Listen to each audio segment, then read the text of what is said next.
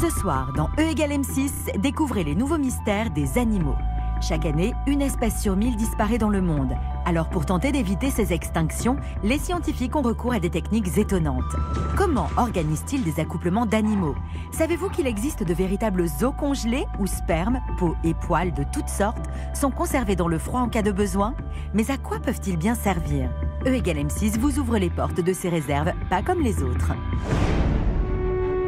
Un poisson à tête transparente, un énorme calamar ou encore un insecte grand comme un lapin. Les scientifiques découvrent chaque année de nouveaux animaux étonnants. Mais comment expliquer que l'homme ne les ait jamais croisés avant? Comment répertorie-t-on les espèces? Et surtout, reste-t-il beaucoup d'animaux à découvrir? Vous saurez tout. Faire revivre des animaux disparus tels que les mammouths ou les dinosaures, comme dans le film Jurassic Park, vous paraît impossible? Pourtant, des scientifiques y travaillent. Ils sont déjà parvenus à cloner un bouquetin des Pyrénées, disparu depuis 13 ans. Mais comment? Pourrait-on ressusciter des espèces préhistoriques? Ces animaux ont été conservés dans un liquide, dans une espèce de boue acide, un petit peu comme quand on conserve des cornichons dans du vinaigre. Donc ils se conservent très, très longtemps. Quelle femelle pourrait faire office de mère porteuse pour un mammouth? Réponse dans cette émission.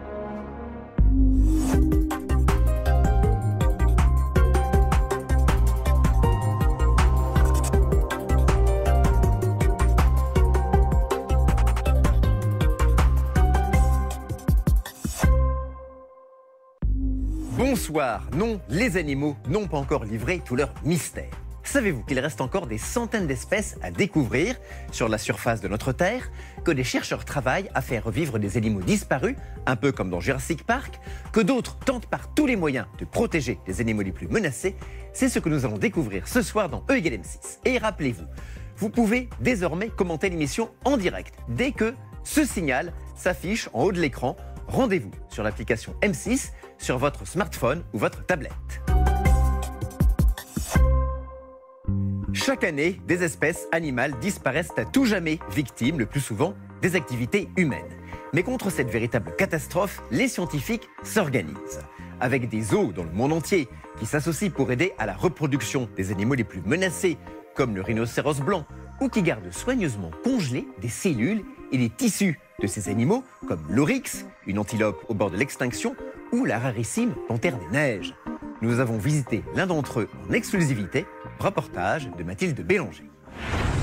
L'éléphant, le rhinocéros ou encore l'ours polaire, tous ces animaux, les générations à venir pourraient bien ne pas les connaître. Comme eux, plus de 10 000 espèces animales sont considérées comme menacées à travers le monde et chaque année, une espèce sur 1000 disparaît. Comment les protéger? Comment aider ces animaux à repeupler la nature? C'est le travail de scientifiques. Dans les zoos et dans les laboratoires, ils aident les animaux à se reproduire et constituent même des arches de Noé congelées. À quoi cela peut-il bien servir? Comment la science peut-elle empêcher les animaux de disparaître? Enquête. Voici Goliath. Ce bébé rhinocéros a vu le jour le 18 septembre dernier au safari de Peaugres en Ardèche. Ici, c'est une star. Et pour cause, les naissances de rhinocéros en captivité sont rares, moins de 10 par an dans toute l'Europe. Cécile Dubois s'occupe des animaux du parc. Elle nous explique pourquoi la naissance de Goliath était si attendue. C'est une grosse satisfaction pour l'espèce elle-même, parce que le rhinocéros est une espèce en voie de disparition, en particulier à cause du problème de braconnage pour la corne. Donc tous les rhinocéros qu'on arrivera à faire naître en captivité serviront à préserver cette espèce qui est en train malheureusement de disparaître en Afrique. Le rhinocéros blanc, qui possède de belles cornes, est en effet l'espèce la plus menacée par le braconnage. Aujourd'hui, il reste environ 20 000 rhinocéros blancs sauvages en Afrique. Selon les scientifiques, si rien n'est fait pour les protéger, ils pourraient avoir totalement disparu dans la nature d'ici 2025. C'est pourquoi les zoos font tout pour faire naître des petits, mais ça n'est pas aussi simple qu'il y paraît. C'est une espèce qui n'est pas forcément très facile de reproduire. Les temps de gestation sont longs, ça dure 16 mois et demi, donc il faut être patient quand même. Et puis il faut arriver à avoir des accouplements, parce que des fois ça ne marche pas forcément tout le temps. Des fois un mâle ne va pas forcément s'accoupler avec la femelle, parce qu'il la considère plus comme sa sœur, par exemple, que comme une femelle, une partenaire sexuelle potentielle. Donc des fois il faut faire des échanges entre parcs zoologiques pour arriver à stimuler la reproduction. Goliath est un bébé 100% européen. Voici sa maman, née en Pologne, et voici son papa, venu d'Angleterre. Il a été apporté par camion il y a 6 ans d'un autre zoo pour se reproduire. Et dans ces rencontres arrangées, rien n'est laissé au hasard, car il ne faut surtout pas que les rhinocéros qui s'accouplent soient de la même famille. Cela augmenterait le risque de maladie ou de malformation. Explication. Toutes les informations de notre corps sont logées dans nos gènes. Chaque gène possède 2 versions, l'une qui provient du père, l'autre de la mère. Un animal peut ainsi être porteur d'un gène malade sans pour autant être malade lui-même. Mais si 2 animaux porteurs du même gène se reproduisent, le risque de voir apparaître une maladie est plus important. C'est ce qu'on appelle la consanguinité. Pour éviter ce problème, les scientifiques étudient la famille de chaque rhinocéros afin de choisir les meilleurs partenaires possibles. Pour cela, ils sont équipés d'un logiciel capable de calculer le risque de consanguinité. Ça, c'est l'arbre généalogique de Goliath, donc il est là. On voit ses parents, donc son père, Samson, qui lui était né en Angleterre, sa mère, Douma, qui était née en Pologne. Et à partir de ce genre de document, donc c'est l'ordinateur qui calcule, on va pouvoir établir un score pour chaque mariage potentiel, on va dire, entre chaque mâle et chaque femelle. Et si le score est bon, on pourra ensuite décider du transfert d'un animal ou des 2 pour créer un couple reproducteur. L'année dernière, 11 rhinocéros blancs ont ainsi été déplacés, dont 7 ont déménagé dans un autre pays. Et les échanges concernent aussi d'autres animaux menacés. Les guépards, les ours blancs ou encore les pandarous font l'objet de ces programmes de reproduction. Mais parfois, la méthode naturelle ne suffit pas. Certains scientifiques travaillent donc sur des méthodes de reproduction artificielles. Nous nous sommes rendus dans l'Indre, au parc animalier de la Haute-Touche. Ici vivent des animaux du monde entier. Mais pas seulement. Des scientifiques ont aussi installé leur laboratoire au milieu du parc. Yann Locatelli est biologiste. Il a constitué un véritable zoo congelé. Dans ces cuves contenant de l'azote liquide, donc c'est des cuves réfrigérées, on stocke différents échantillons provenant d'animaux. Ces échantillons peuvent être des embryons, des cellules, de la semence ou des ovules qui pourront nous servir à stocker le patrimoine génétique des espèces menacées d'extinction. Dans ces bidons, il y a des cellules de plus de 400 animaux d'une 40aine d'espèces menacées, comme le taquin, la panthère des neiges et le gore. Elles sont conservées à moins 196 degrés pour rester intactes pendant des dizaines d'années. Grâce à ces réserves, les scientifiques sont capables de créer des embryons d'animaux par fécondation in vitro, en faisant se rencontrer un ovule avec un spermatozoïde. L'étape de fécondation in vitro ou de procréation assistée nous permet donc d'augmenter artificiellement le nombre d'embryons qu'il est possible de produire pour une femelle et donc d'obtenir plus de descendants pour des effectifs très faibles de reproducteurs. C'est-à-dire à partir de très peu d'animaux, on peut produire beaucoup plus de descendants. Ces embryons d'espèces menacées grandiront dans le ventre d'une autre femelle, une mère porteuse. Et celle-ci n'est pas obligée d'être de la même espèce, même si bien sûr, elle doit être proche. Il y a quelques années, par exemple, Yann Locatelli et son équipe ont réussi une première mondiale. Grâce à une cellule mâle et une cellule femelle, ils ont créé un embryon de Cercica du Japon, une espèce asiatique, qu'ils ont implanté dans le ventre d'une biche élaphe, l'espèce française. Celle-ci a donné naissance à un petit faon en pleine forme. L'idée pour permettre de faciliter la préservation d'espèces rares, c'est d'utiliser des mères porteuses qui sont génétiquement proches, des sortes d'espèces cousines, on va dire, qui, elles, sont plus répandues dans le monde, et donc d'utiliser ces nombreuses mères porteuses pour porter beaucoup d'embryons et donc faciliter, on va dire, l'amplification de l'espèce rare. La dernière étape, c'est de réintroduire ces animaux nés en captivité dans la nature. Patrick Roux est spécialiste du comportement animal à la Haute-Touche. Il travaille à réintroduire par exemple l'Oryx algazelle, un animal qui a disparu de son milieu d'origine, en Afrique du Nord, depuis 30 ans. Une opération délicate. Il n'a pas appris à vivre de façon sauvage, donc il va falloir qu'il réapprenne. C'est pour ça qu'on les met au départ dans des réserves. Donc ils sont protégés, ils sont étudiés, surveillés. Et quand on pense que leur comportement ressemble au comportement des animaux sauvages vraiment, on peut les relâcher dans la nature. Il est plus facile à réintroduire des herbivores qui savent déjà brouter que d'autres espèces qui devront apprendre à trouver leur nourriture ou à chasser. Mais dans tous les cas, c'est une opération qui prend beaucoup de temps. L'Oryx algazelle, il a fallu 40-50 ans en captivité pour avoir suffisamment d'individus pour penser le réintroduire et le relâcher dans la nature. Il y a des pays où on ne peut pas réintroduire un animal parce qu'il y a trop d'humains qui vivent sur le territoire où vivait l'animal avant. Et avant de réintroduire un animal, il faut protéger l'environnement dans lequel on va le réintroduire. C'est ça qui prend plus de temps. Alors même si les scientifiques peuvent faire beaucoup pour la protection des espèces, ils ne pourront pas sauver tous les animaux menacés d'extinction. L'homme doit avant tout changer ses habitudes pour protéger la nature. Ne plus détruire les forêts, ne pas polluer les lieux de vie des animaux pour leur laisser une place à eux sur la planète. Savez-vous que chaque année, les scientifiques découvrent encore de nouvelles espèces d'animaux, y compris en France? Comment est-ce possible? Où vivent-ils? Et surtout, reste-t-il encore beaucoup d'animaux à découvrir? Reportage de Rémi Pain.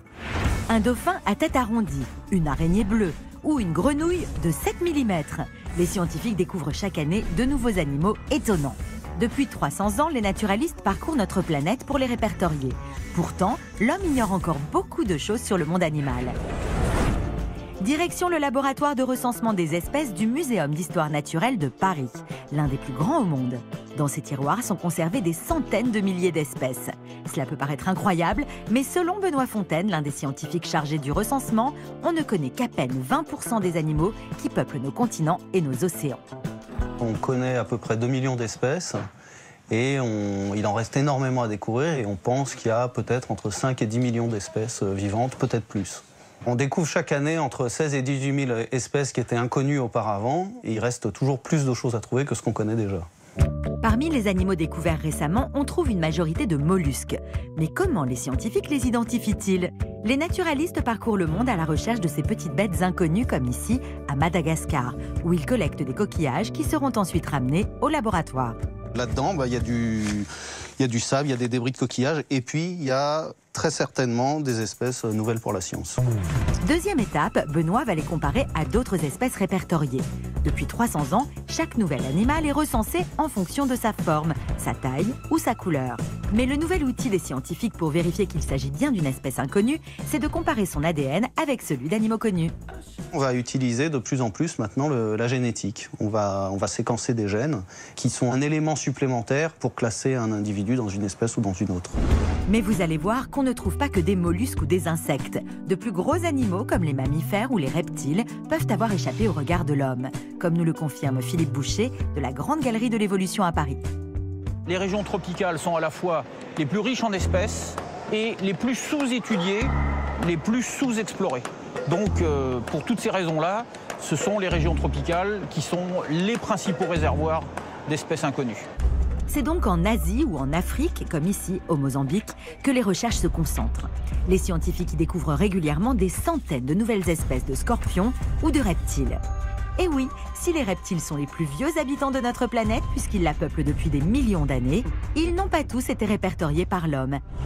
C'est ce que nous explique Alexandre Ténier, chercheur rencontré dans la ménagerie du Jardin des Plantes. Que ce soit chez les lézards, ou chez les serpents, ou chez les amphibiens aussi, encore bien davantage. Il y a encore un gros potentiel, surtout dans les zones qui n'ont pas été très prospectées. En effet, si l'on connaît assez bien les espèces qui sont sur Terre à hauteur d'homme, celles qui vivent au sommet des arbres n'ont pas toutes été découvertes. Direction le Laos, où des scientifiques étudient la canopée, la cime des arbres. C'est à bord d'un ballon gonflable équipé d'un filet pour capturer délicatement les spécimens que les scientifiques partent en exploration. Cet objet volant, baptisé Étoile des cimes, permet de découvrir à chaque expédition des espèces inconnues d'insectes, de reptiles et même d'oiseaux. Si chez les mammifères, les découvertes sont plus rares, il faut savoir que chaque année, une dizaine d'entre elles est répertoriée. En septembre 2012, ce singe, le Cercopithèque de Lomami, a été découvert en République démocratique du Congo. Autre vivier d'espèces inconnu pour les scientifiques, les océans. Et pour cause, l'homme explore les abysses depuis à peine 40 ans, comme nous l'explique Guillaume Éveillard de l'Aquarium de Paris. On connaît actuellement 32 000 espèces de poissons d'eau douce et d'eau de mer, et on en découvre encore plusieurs centaines d'espèces par an. Des crustacés, des poissons, la mer regorge ainsi d'animaux qu'il est difficile d'approcher en raison de la profondeur des océans. Pourtant, en juillet dernier, des scientifiques japonais ont croisé par 900 mètres de fond cet incroyable calamar géant de 8 mètres de long, soit l'équivalent d'un camping-car. Mais selon vous, faut-il forcément aller à l'autre bout du monde pour croiser de nouvelles espèces ou peut-on en trouver chez nous? Nous avons posé la question à notre scientifique. En Europe, on découvre entre 6 et 700 nouvelles espèces chaque année. Et même en France, on découvre encore des nouvelles espèces. On a découvert une cigale dans le bassin parisien, de nouveaux crustacés souterrains. Regardez ces images tournées en Roumanie en 1986. Alors que des scientifiques étudiaient un site, ils ont découvert une grotte complètement fermée et sans lumière. Restée isolée du monde extérieur pendant 500 000 ans, elle abritait des animaux totalement inconnus à la surface de la Terre. 30 nouvelles espèces ont ainsi pu être identifiées. Environ 80% des animaux resteraient à découvrir. Et avec les outils modernes, les scientifiques ont des moyens étonnants pour partir à leur rencontre. On continue à découvrir bon an, mal an dans le monde aujourd'hui une nouvelle espèce d'oiseaux, une vingtaine d'espèces nouvelles de mammifères. Mais déjà, plusieurs centaines de nouvelles espèces de poissons, de grenouilles, de reptiles. Alors la grande inconnue par contre, c'est combien est-ce qu'il reste à découvrir. Vous pensez avoir tout vu en matière d'animaux insolites? Eh bien, regardez notre sélection des physiques les plus étonnants d'espèces découvertes récemment. Voici le macropina, un poisson à la tête entièrement transparente. Et ce mille-pattes dragon rose qui sécrète du poison. Ou encore, ce singe, le rhinopithèque de Stricker, tout juste observé en Birmanie. Et cet insecte, la supercane de Shan, qui mesure 56 cm, soit la taille d'un lapin. Alors, si au détour d'un chemin, vous croisez une drôle de petite bestiole, n'hésitez pas à la prendre en photo. Vous pourriez ainsi participer au recensement de la vie animale sur notre planète et avec un peu de chance, lui donner votre nom. E=M6, animaux, mystères et découvertes, continue dans quelques instants. Restez avec nous, à tout de suite. Faire revivre des animaux disparus tels que les mammouths ou les dinosaures, comme dans le film Jurassic Park, vous paraît impossible? Pourtant, des scientifiques y travaillent. Ils sont déjà parvenus à cloner un bouquetin des Pyrénées, disparu depuis 13 ans. Mais comment? Pourrait-on ressusciter des espèces préhistoriques? Ces animaux ont été conservés dans un liquide, dans une espèce de boue acide, un petit peu comme quand on conserve des cornichons dans du vinaigre. Donc ils se conservent très, très longtemps. Quelle femelle pourrait faire office de mère porteuse pour un mammouth? Réponse dans la suite de =M6.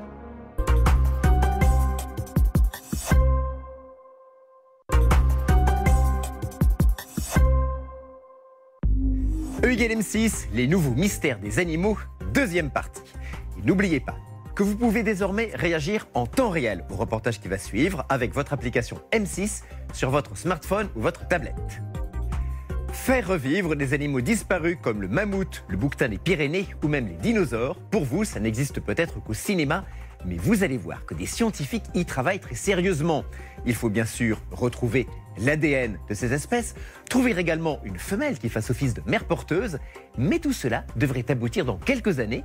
Ce sont des recherches absolument passionnantes que vous allez découvrir. Reportage de Safar Baroud. Imaginez un jour vivre parmi les dinosaures ou les mammouths. Pensez-vous que cela soit possible? C'est en tout cas un vieux rêve pour les scientifiques du monde entier. Ils sont d'ailleurs parvenus à reproduire des espèces disparues il y a moins de 15 ans, comme ce bouquetin des Pyrénées. Mais comment s'y sont-ils pris? Pourrait-on vraiment appliquer cette technique pour ressusciter des animaux disparus il y a des millions d'années, comme dans Jurassic Park? E=M6 a mené l'enquête. Il y a des millions d'années, la Terre était peuplée d'animaux extraordinaires. Stégosaures, tyrannosaures, tous ont disparu avec le début de l'ère tertiaire, il y a 65 millions d'années. Depuis, d'autres espèces se sont également éteintes. Le mammouth, il y a 10 000 ans, mais aussi d'autres animaux moins connus, comme le bouquetin des Pyrénées, il y a seulement 13 ans. Aujourd'hui, de nombreux ossements d'animaux disparus sont régulièrement retrouvés. Et parfois, ces fossiles sont si bien conservés qu'on y retrouve de l'ADN.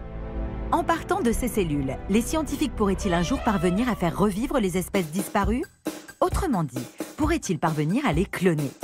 Direction l'INRA à Joué-en-Josas, où nous avons rendez-vous avec Pascal Chavat-Palmer. Pour cloner un animal ou pour faire son clone, on part d'une cellule vivante de l'animal que l'on veut reproduire. Cette cellule, avec son ADN, peut provenir de n'importe quelle partie du corps, un morceau de peau par exemple.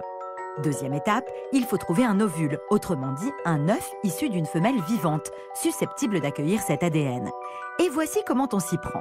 Nathalie Daniel va sous nos yeux créer un embryon cloné de lapin. Là, ce que je vais venir faire, c'est retirer le matériel chromosomique de l'ovule. En clair, l'ovule de lapine est vidé de son ADN. Et ensuite, Et maintenant, je vais venir récupérer la cellule qui va être clonée et je vais venir l'insérer dans l'ovule. Ce que vous voyez là, c'est un futur embryon. Pas besoin de spermatozoïdes, le noyau et l'ovule vont fusionner.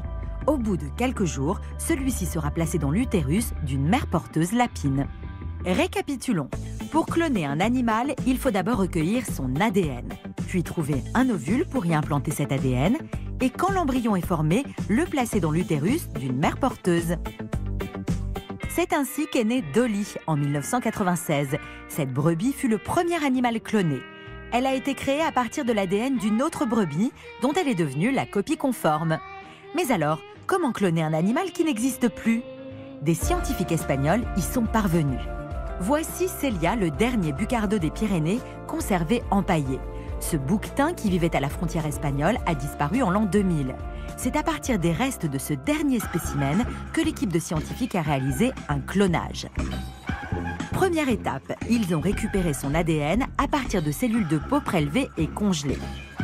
Deuxième étape, comme il n'existait plus aucun bucardo vivant, les scientifiques ont prélevé un ovule de chèvre domestique, cousine assez proche de cet animal.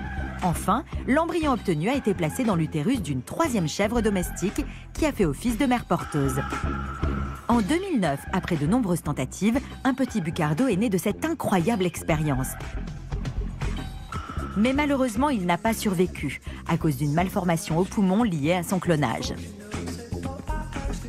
Mais alors, les scientifiques pourraient-ils tenter l'expérience avec des espèces éteintes depuis plusieurs millénaires, comme le mammouth par exemple? Pour cloner un tel animal, il faudrait tout d'abord disposer d'un corps en bon état. Et c'est le cas. Regardez ces incroyables images. Ce bébé mammouth, mort il y a 10 000 ans, a été découvert en 2007 en Sibérie. Mais comment cette femelle d'environ 6 mois peut-elle être aussi bien conservée? Réponse avec Philippe Janvier, paléontologue. Ces animaux ont été conservés dans un liquide, dans une espèce de boue acide, un petit peu comme quand on conserve des cornichons dans du vinaigre. Donc ils se conservent très, très longtemps. Et en même temps, ces tourbières ont gelé. En effet, le corps de ce mammouth a été retrouvé dans une boue gelée. L'acidité du milieu, additionnée au froid, a permis au corps de ce bébé mammouth de rester intact. Et le plus incroyable, c'est qu'on a même retrouvé une partie de son ADN. Mais ces cellules suffiront-elles à cloner un jour un mammouth? Pour Jacques Testard, biologiste, ce n'est pas encore gagné. Il y a des mammouths apparemment où on retrouve à peu près 80% de l'ADN, peut-être un peu plus. Il faut dire que s'il en manque même un tout petit peu, la manip devient impossible. Et voici à quoi ressemble l'ADN. 2 hélices entremêlées qui forment ce que l'on appelle des chromosomes. Si on ne retrouve que 80% de l'ADN des mammouths, c'est qu'un tronçon de ces hélices manque. Il est donc impossible de connaître toutes les informations génétiques de cet animal. Si l'on parvenait à compléter cet ADN, l'étape suivante serait de trouver un ovule de mammouth. Or, aucun n'a jamais été retrouvé. Pourtant, il existe théoriquement une solution. Lorsqu'on veut cloner des espèces qui n'existent plus, on est forcément obligé d'utiliser des ovules d'espèces dont on pense qu'elles sont proches de cette espèce qui a disparu. Si on voulait, par exemple, cloner un mammouth, on va immédiatement penser à un éléphant, mais il se peut que l'éléphant ne soit pas le meilleur donneur d'ovules pour du mammouth. En effet, physiologiquement, l'éléphant est assez proche du mammouth et pourrait donc potentiellement porter son bébé. Mais même si l'ovule d'éléphant convenait pour fabriquer un embryon de mammouth, les scientifiques feraient face à un autre problème. Comment le prélever sur cet animal gigantesque ? Et là commencent les grosses difficultés. Trouver un ovule d'éléphant, qui est un animal dont on connaît mal la reproduction, qui est un animal qui ovule très rarement, qui a des cycles longs et tout à fait épisodiques, qui est un animal de grande taille, dans lequel il n'est pas facile d'avoir accès à l'ovaire. C'est beaucoup plus difficile que de faire ça avec une vache ou avec un humain, bien sûr. Et pour qu'une telle opération réussisse, il faudrait faire de nombreux tests. Et pour cela, disposer d'une centaine d'ovules pour avoir une chance de voir naître un clone. Donc, même si en théorie, cloner un mammouth avec l'aide d'un éléphant est envisageable, en pratique, ces nombreux obstacles rendent l'opération quasiment irréalisable. Mais les scientifiques n'ont pas dit leur dernier mot. En mars 2012, ces Sud-Coréens se sont associés à des scientifiques russes pour réaliser cette prouesse. Alors qui sait, peut-être qu'un jour on verra des mammouths clonés dans nos zoos. Mais qu'en est-il des dinosaures? Souvenez-vous, ils ont disparu il y a des millions d'années. Pourrait-on un jour les faire revivre par la technique du clonage, comme dans Jurassic Park? La conservation de l'ADN ancien, classiquement, on disait que la limite, c'était de l'ordre de 60 000 ans. Dans le cas des dinosaures, 65 millions d'années, là, c'est nettement trop. On n'a jamais trouvé la moindre trace d'ADN dans les dinosaures. Vous l'aurez compris, sans ADN, aucun clonage n'est réalisable. Alors, des dinosaures aux côtés des humains, ça n'est pour le moment possible qu'au cinéma. Et maintenant que ces animaux récemment découverts, en danger ou disparus n'ont plus de secret pour vous, écoutez bien cette nouvelle question de notre jeu E = M6, question qui peut vous permettre de gagner peut-être la somme de 3 000 €. Comment appelle-t-on les établissements de conservation de cellules animales? Réponse 1, des zoos congelés, ou alors réponse 2, des musées congelés. Pour jouer, c'est très simple, il suffit d'appeler le 36 26 ou bien d'envoyer 1 ou 2 par SMS au 74 600. Attention, vous n'avez que quelques minutes pour jouer, bonne chance. E = M6, c'est terminé, on se retrouve dimanche prochain. Merci de votre fidélité, passez une excellente soirée sur M6 évidemment, au revoir.